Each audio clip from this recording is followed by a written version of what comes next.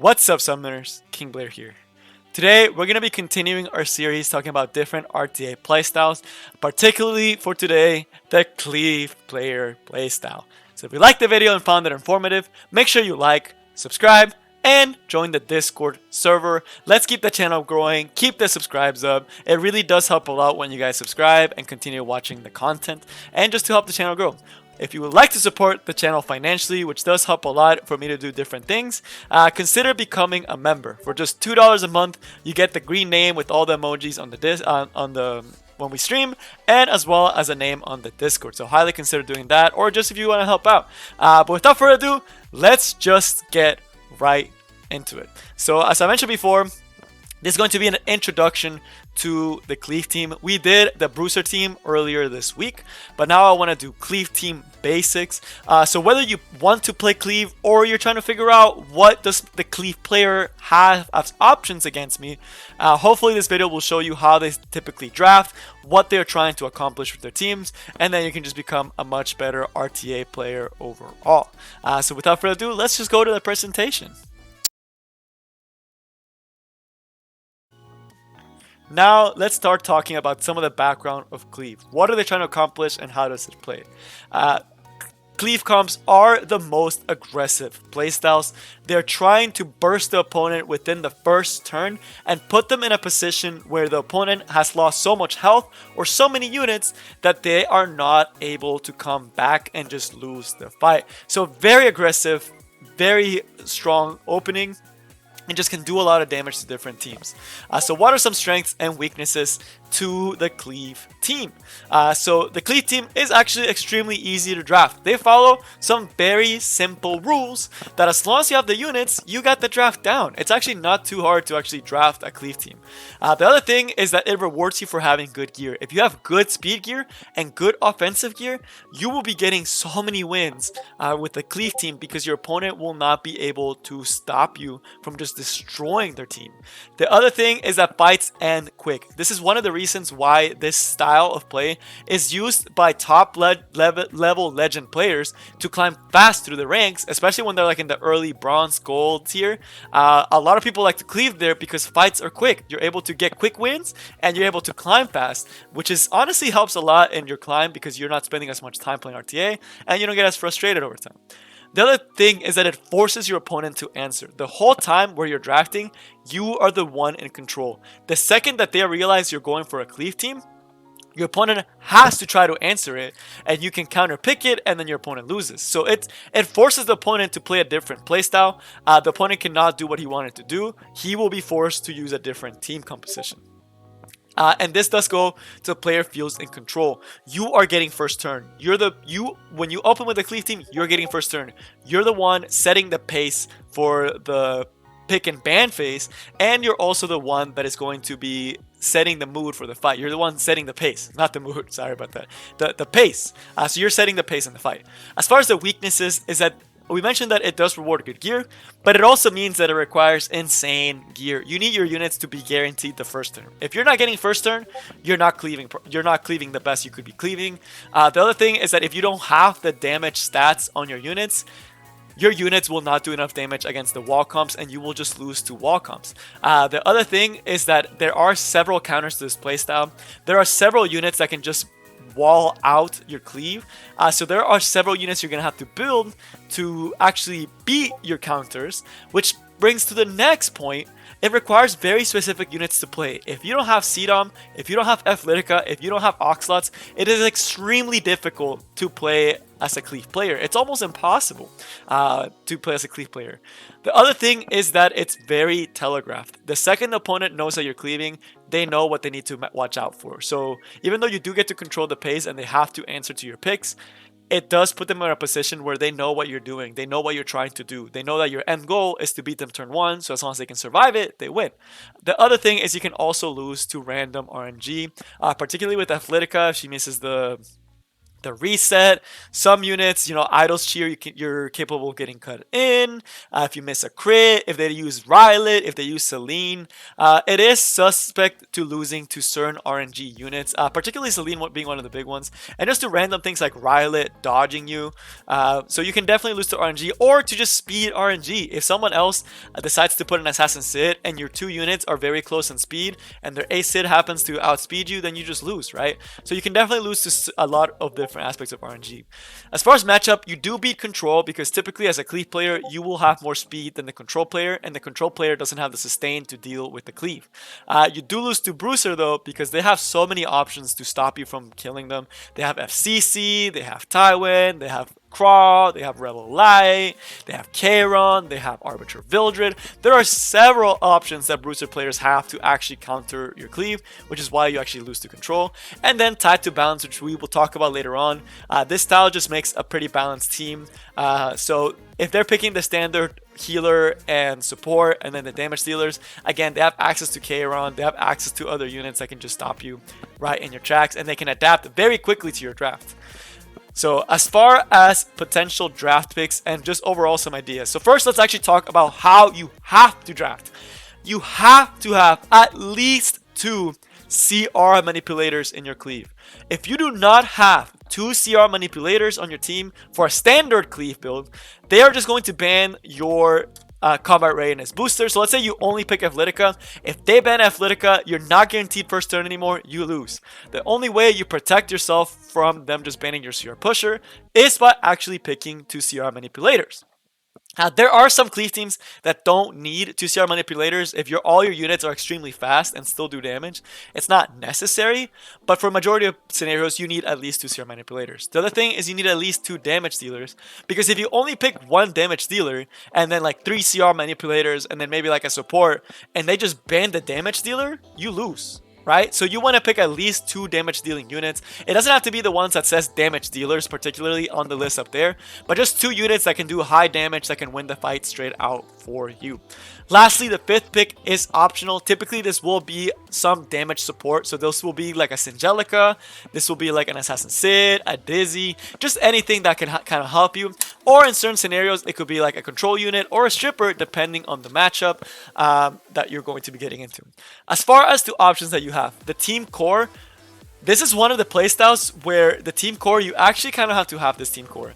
Majority of cleaves, I'm going to say 90% of cleave players will draft these 3 units in that order. And as mentioned before, you have a very limited, you need these units. If you don't have an Athletica, it's extremely difficult for you to actually do a proper cleave.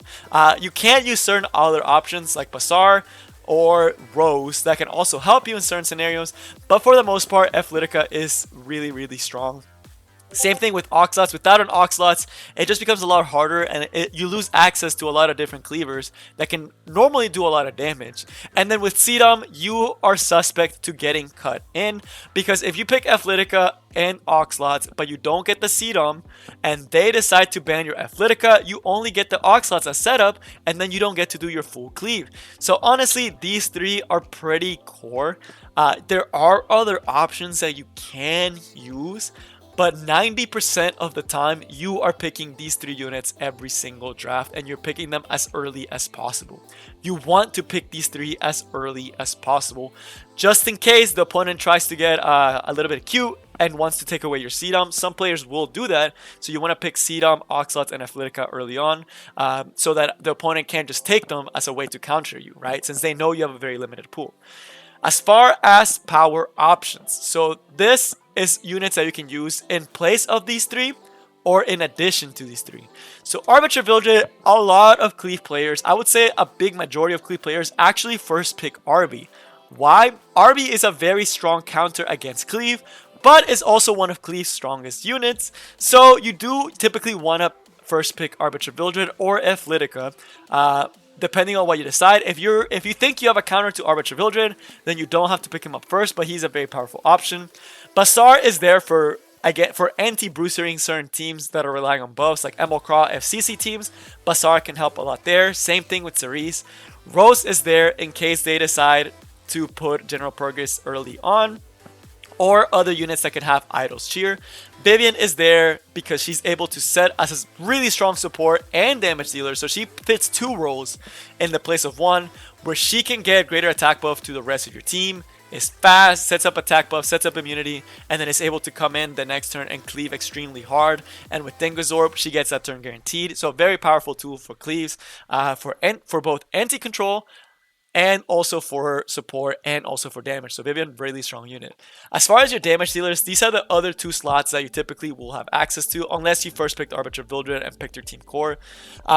Judge Kisa is by far one of the best ones you can pick. She's able to go past Kayron. She's able to do high damage. You do need a mage if you're going to be using Judge Kisa, because you do need the Soulburn, which is why Sedom and Oxlots is very popular, because they can both have Tome to give you souls. So Judge Kisa, very, very popular. Same thing with Spectre Tenebria. She's another really good option people use, especially against wall teams, to try to counter them, because Spectre T is hard to reach and can do insane single target damage if built properly, and with the Soulburn you can make sure you kill a priority target. Tempesturin, again, very, very strong, very, very fast. If you're playing if you're both playing Cleave team, can win you the fight with Tsurin, and also takes away the opportunity for your opponent to pick the Tsurin to anti-cleave you. BBK is just BBK. If she gets the ultimate off with the attack buff, she's most likely going to be killing something. Blango, again, pretty good actually, because he can actually sustain. He doesn't care about retaliation from the opponent, and he can come in and do a big S3, or he can just soul burn it for a greater attack S2 S2 into S1. So very, very powerful. As far as counter picks, so these are things you can use. So as we mentioned, if you don't have RB and you don't pick RB, or they pick Arbiter Builder away from you, Sinful Angelica is a very good support unit. You can just change up your team slightly to make use of her to be able to kill Arbiter Builder the first time. Dizzy, if you realize you're going against a very heavy Bruiser team comp, Dizzy will allow you to lock down a Bruiser control team and let you win the fight. Bysteria is there for the same purpose Dizzy is, but also to beat Kayron. She is able to one-shot Kayrons, and if they're using units like Emil Craw and FCC, it's a very strong unit to use against them. Sid should also fall into... Oh, sorry about that. So we're going back a little bit, but that's for another video. But Assassin Sid, very, very strong against countering you, and can also counter other people that are faster than you. And watch Ashuri to deal with pesky Well of Light, and also to deal with control teams in case you're worried that they will outspeed you. As far as other options, you can go a little bit more control if you decide that you want to play like a cleave control style. So Emma Arentia and Spectre Tenebria. Spectre Tenebria also being really strong because you can set up decreased defense. Roosted, in case you're a free-to-play player and you don't have Athletica and you need another option aside Oxlots. Athletica for dealing with double buff teams, and also to deal in case they decide to use Bazaar or an Assassin Sid. You can try to outspeed them there. Sermia, the same thing as Watcher Shuri, just another option. Caesar Bellona, in case you do want to play a little bit more sustained cleave. Pavel, in case you just like Pavel. Vildred, again, for the speed and for the outspeeding. Mui as a support and stripper. So actually a very strong option, because if she goes, she's able to strip the enemy team and give your team attack buff, which is extremely powerful and can set up into your Sedum. Judith, again, free to play option. And Tywin, in case you want to go for some wombo combos with Tywin. As far as counters to watch out for, we talked about Assassin Sid, we talked about Arbiter Vildred. Elena also cuts in your AoE attack, so you do want to pick single target attackers if you see an Elena, or pick up your Iseria with high effectiveness to try to stop that. Kayron can really ruin your day. He's able to survive and retaliate, and in a lot of cases actually kill you. FCC, just insane damage mitigation.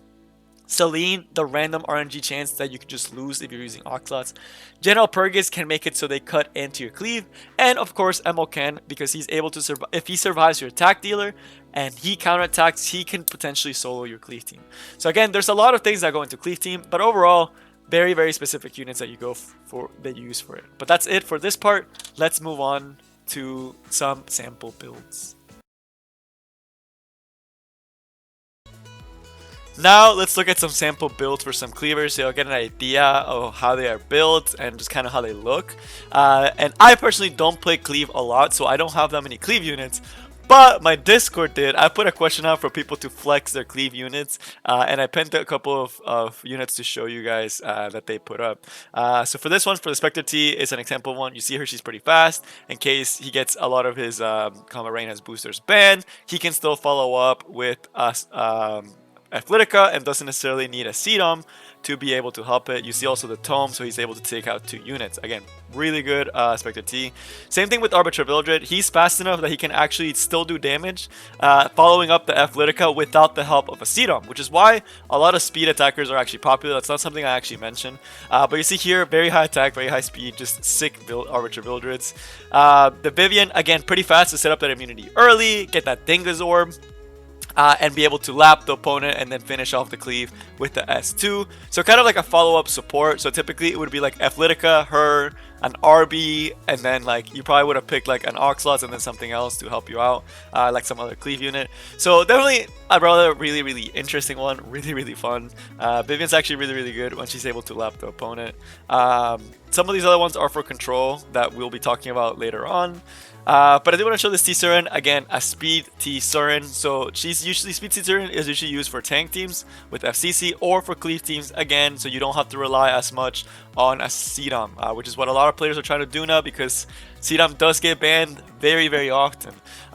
So having someone fast that can just follow up after like a Bazaar or an Athletica helps the cleave team a lot. And as we see here with Moonlight Dreamblade, so she's able to survive. Pretty solid one. Also, we mentioned Athletica. So this guy has a really good Athletica. We see her 266 speed. He's going to be destroying a lot of units. We also see her with really high effectiveness to be able to get those strips on the S2 and to get that reset on the S3. 100% crit to make use of the S3 to get that guaranteed skill nullifier, as well as get the most use out of her S2. And also Sachet Thanes for just absolutely lapping the opponent, just so much advantage when you kill one of their units. It just basically gives you an extra turn for a lot of your units when you're doing your cleave. So absolutely amazing Athletica. Some people even have some faster ones, so this is actually one of the slower ones, but it has such a good stat line that it's pretty solid. And then a traditional, very strong Sedum. It could be a lot higher crit hit damage. You see that he's wasting 20% crit rate, and he doesn't even have his things reforged, and he's using mostly free-to-play gear, so it is very easy to actually make a good Sedum. She will most likely not be getting cut after Athletica, and she will be able to one-shot a well pretty easily. So again, pretty nice. And then the book, of course, for Soulborn purposes, and that one will be for control. And I think that's all we have for Cleave that I wanted to show you. So yeah, hopefully you guys enjoyed seeing some of the Cleave units, some sample builds that they have on them for the people that actually do use Cleave. So you get an idea that they're supposed to be fast, are supposed to be high damage, and are supposed to do a lot of work and be able to kill, and hopefully not rely too much on Sedums.